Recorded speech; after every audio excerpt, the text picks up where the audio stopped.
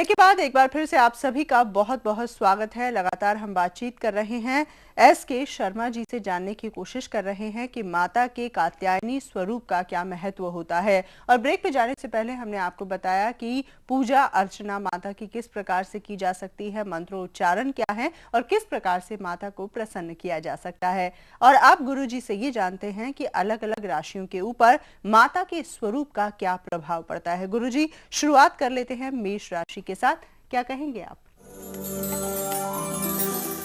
मेष राशि मंगल का प्रतिनिधित्व करती है, अग्नि राशि है, उग्र स्वभाव वाली राशि है जी। इसलिए कात्यायनी स्वरूप की पूजा करते समय मोती अवश्य धारण करें, या मोती की माला या सफ़ेद रंग की, जिसको कि शुभ्रा या फिटकड़ी बोलते हैं, उसकी माला से पूजा करना विशेष लाभदायी रहता है।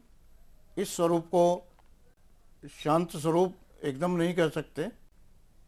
शांत स्वरूप जो है करने के लिए, पूजा अर्चना करने के लिए, क्योंकि ये शिव पार्वती का मिला जुला स्वरूप भी बहुत से पुराणों में वर्णन मिलता है, अर्धनारीश्वर जिसे बोलते हैं जी। इसलिए चंद्रमा क्योंकि शिव ने धारण किया हुआ है मस्तक पे, इसलिए स्फटिक माला से पूजा करना, मंत्र उच्चारण करना, पूजा के स्थान में रखना, मोती रखना, कच्चा दूध चांदी रखना, चावल रखना, ये विशेष लाभदायी रहता है। बिल्कुल। और अब बात कर लेते हैं अपनी अगली राशि की, यानी वृष राशि की। गुरु जी, वृष राशि शुक्र का प्रतिनिधित्व करती है।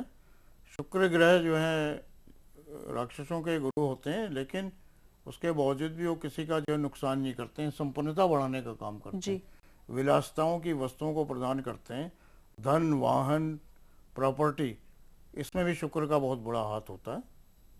इसलिए इस स्वरूप की पूजा में पूरी तरह से लाभ प्राप्ति करने के लिए अगर कोई आर्थिक स्थिति संपन्नता रखता है और हीरा धारण करके पूजा करता है तो भी विशेष लाभदायी है, नहीं तो जरकिन धारण करके भी पूजा करें, विशेष लाभदायी रहेगा। बिल्कुल।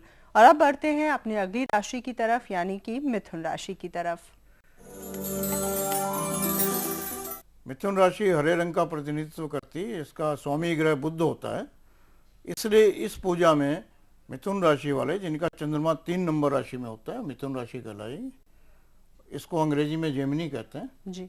और इस राशि वाले हरी घास जो धूप कहलाती है, पार्कों में लगी रहती है, बगीचों में, उसको तोड़ के मंगवा लें जी। और उसको पूजा करते समय उस पर गंगा जल के छिट्टे या साधारण जल के छिट्टे देके, इसके अलावा लाल रंग के सिंदूर या रोली का छींटा देके पूजा स्थान में रखें, विशेष लाभदायी रहेगा। तो आपने जाना किस प्रकार से मिथुन राशि वाले जातकों को पूजा अर्चना करनी चाहिए। और अब बात कर लेते हैं अपनी अगली राशि की, कर्क राशि की। गुरु जी,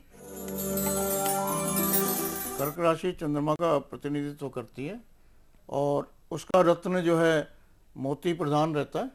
मोती के अलावा जो है चांदी का पूजा के स्थान में रखना, चांदी के सिक्के का रखना, कच्चे दूध में डुबो के रखना, उस पर तिलक करना, चावल को साथ में रखना, सफ़ेद रंग का वस्त्र पहन के पूजा करना जी विशेष लाभदायी रहता है।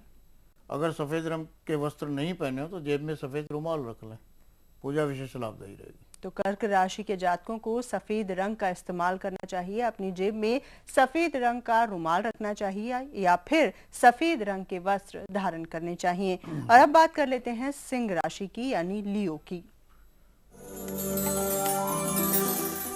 सिंह सूर्य की राशि कहलाती है और कहते हैं कि लियो सिंह राशि वाले बहुत उग्र स्वभाव के होते हैं जी।